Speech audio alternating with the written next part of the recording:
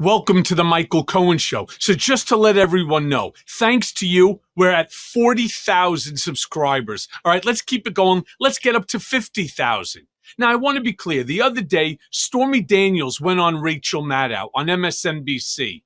And I want to react to some of those clips, right? One, where she's afraid of being followed. Let's go to the clip and then you'll hear my reaction. My mailbox was destroyed.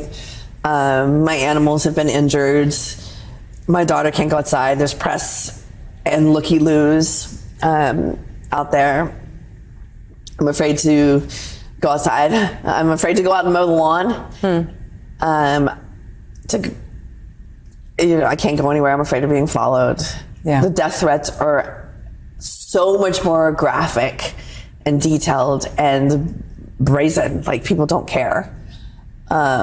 And it's scary, you know, and leading up to the trial was hard enough, like flying up here repeatedly and sitting in the rooms and going through things and reliving all these terrifying moments. The only thing that kept me going, I guess, was thinking that there was an end in sight. Yeah. And there's not. If there's anyone that understands better than what Stormy Daniels is saying, I'd like to meet that person. I fully understand and appreciate, and I wish everybody would understand and appreciate what she's going through. She didn't have to testify, but she did. She did the right thing. And is it scary? Sure, it's scary. Because let me be very clear about something. What MAGA has done is they have united in a very loud and grotesque way, and they threaten people on a daily basis, including, makes no difference, male, female, young, old. They don't care. They do it with doxing. They do it with swatting.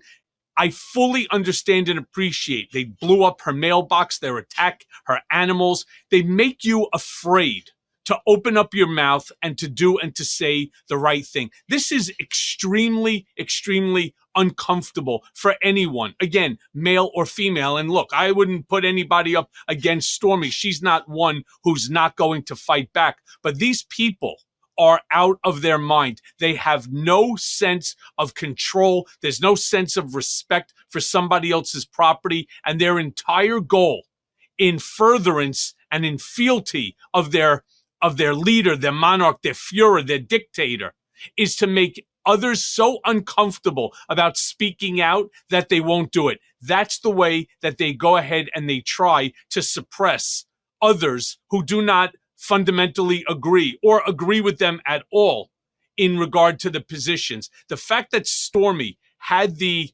capacity to go and to speak to the DA, to go and to relive all of these horrible memories that she had to do it, and to do it in front of a group of strangers, the 12 jurors and the 6 alternates, takes a lot of guts, and she should be applauded for that. You know what? I hate when and she said the same thing that I do. I hate the term when people say, oh, you're a hero. No, we just did the right thing. We told the truth. And you know what? I also fully understand her the final thing that she said there. The goal is to see this thing come to an end. And there's another part of that interview that I want to react to. It's the part where she feels that she has to prove that she was telling the truth. Let's take it to the video on that one, and then you'll hear my reaction. In preparing for the case, remember, I had to go back and think about all these details and make sure that I had everything absolutely accurate. And it is important because it proves that I was telling the truth. And maybe this is too far for our conversation right now, but for all those people who like to drag me about talking about what his genitals look like, don't you think for a second that I wish there was something else I could prove? I wish he had a birthmark that looked like the state of Texas on his shoulder, you know, or a funny looking mole. That's the only thing that proves that he did take his clothes off in front of me. Yeah. And you know as well as I do that if he hadn't, that I was lying, he'd have whipped his junk out a long time ago and proved that I was a liar. And it's the only thing I have. And he knows I'm telling the truth, which is why he wanted to shut me up. I think I just threw up in my mouth. Look, nobody should be questioning whether or not she told the truth. I mean, even he doesn't, otherwise he comes out and he denies it, of course, but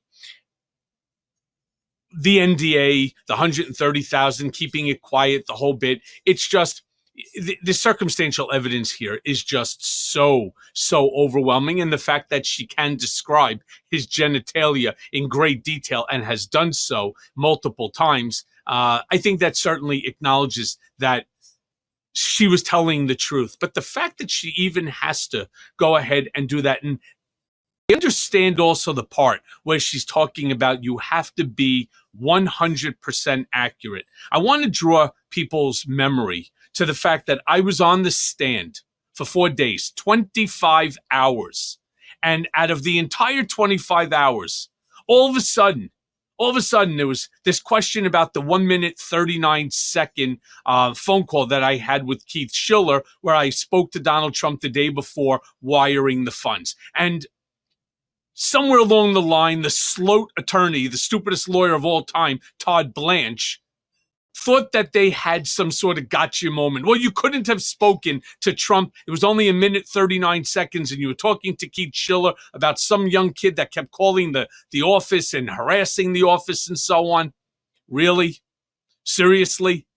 Fortunately for us, because I refused to back down when Todd Blanche kept saying, oh, we got him. Michael Cohen was lying. You could not have spoken to Donald Trump. And all of these members of Congress and the press were going crazy saying, that's it. The whole case is over. It's going to be a hung jury. I wouldn't be surprised if they throw the whole case out. Remember, 25 hours worth of testimony. When Stormy's telling you have to be 100% perfect, you do. And the pressure is enormous. But what ended up happening? Well, that Friday, Donald had claimed he wanted to go see Barron.